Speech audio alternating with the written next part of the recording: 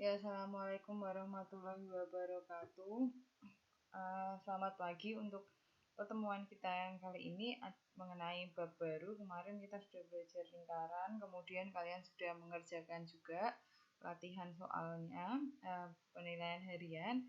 Sekarang kita akan mempelajari yang namanya transformasi geometri. Transformasi geometri merupakan bab baru yang akan kalian pelajari, yang sebetulnya sudah kalian pelajari dulu ketika kalian kelas 9 SMP. Nah, kompetensi dasarnya adalah menentukan masalah kontekstual yang berkaitan dengan transformasi geometri. Kemudian untuk aspek keterampilannya kita akan menyelesaikan masalah kontekstual yang berkaitan dengan transformasi geometri. Oke, peta konsepnya.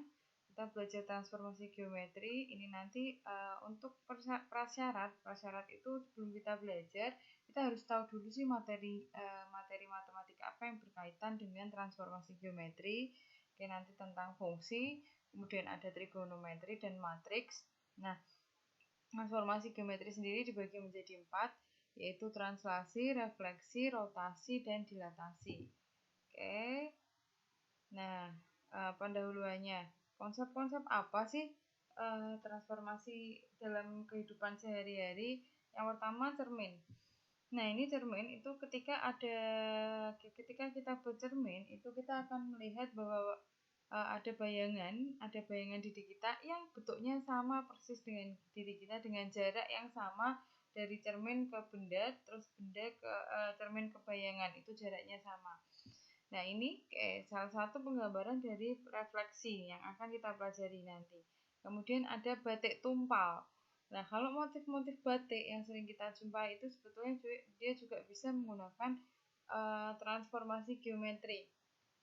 Ini motif batik tumpal yang bermula berbentuk segitiga mengalami perubahan teratur dan berpola yang terbentuk karena adanya translasi atau pergeseran, refleksi, rotasi. Jadi dia menggunakan translasi, menggunakan refleksi, dan menggunakan rotasi. Jadi komplit kalau untuk proses batik ini.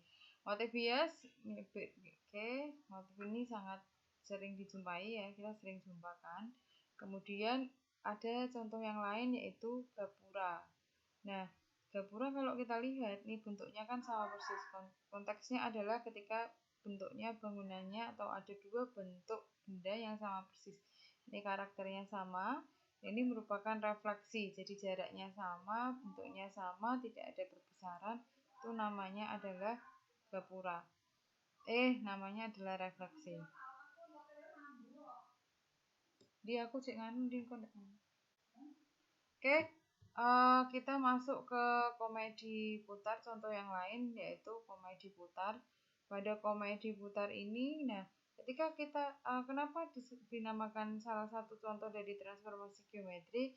Nah, ketika kita duduk, kita akan berpindah ya, akan berpindah dari satu titik ke titik yang lainnya karena dia berputar. Nah, ini masuk dalam konteks rotasi atau perputaran.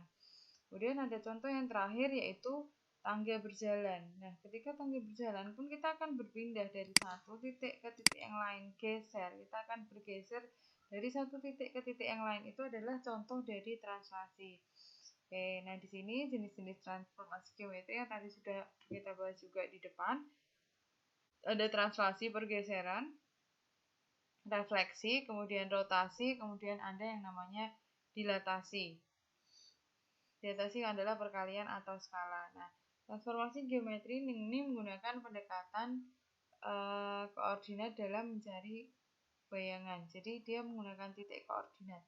Jadi dari A, titiknya misalnya X sama Y, berarti dia bayangannya menjadi X aksen dan Y aksen.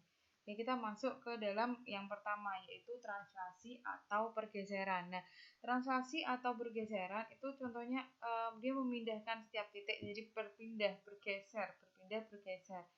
Nah, kemudian untuk berpindah dia menggunakan yang namanya operasi translasi. Di sini operasi translasi AB.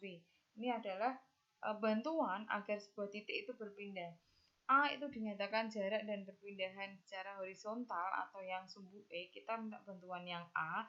Kemudian yang B itu jarak perpindahan secara vertikal, tegaknya.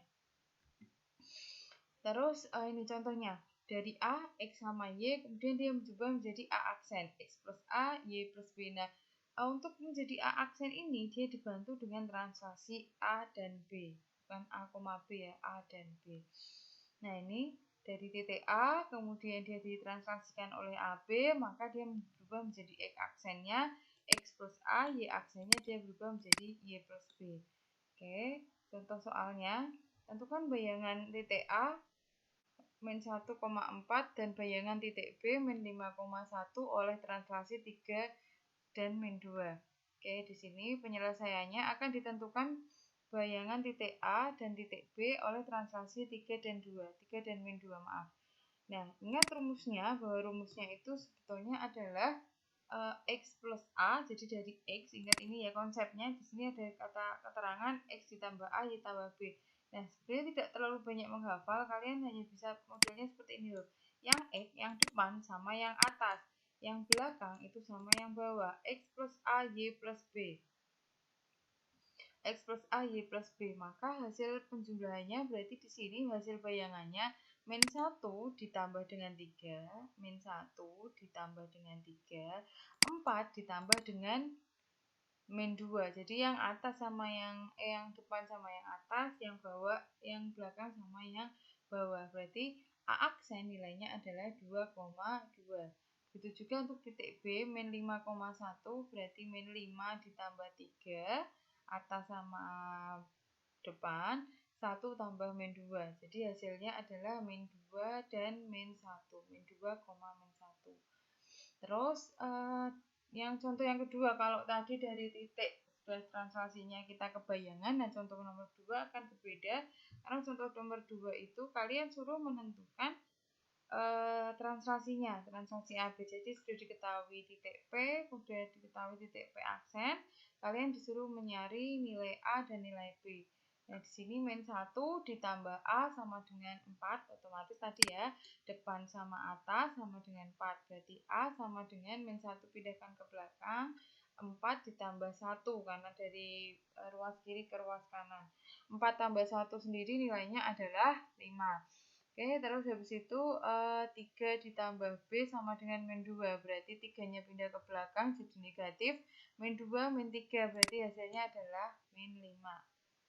Nah, setelah udah ketemu nih titiknya ternyata adalah 5 dan min 5. Kemudian perhatikan rumusnya, kita akan mencari bayangan dari titik K dan titik L. Cara yang sama dengan cara yang nomor 1. Berarti tinggal ditambahkan depan ditambahkan atasnya. Belakang tambahkan bawahnya. Min 2 tambah 5, 3 tambah min 5. Berarti min 2 tambah 5 hasilnya 3, 3 tambah min 5 hasilnya min 2. Begitu untuk yang L juga. Depan tambahkan yang atas, bawah belakang tambahkan yang bawah. 0 ditambah 5, min 5 ditambah min 5 ditambah min 5. Berarti hasil bayangannya adalah 5 dan negatif 10. Oke?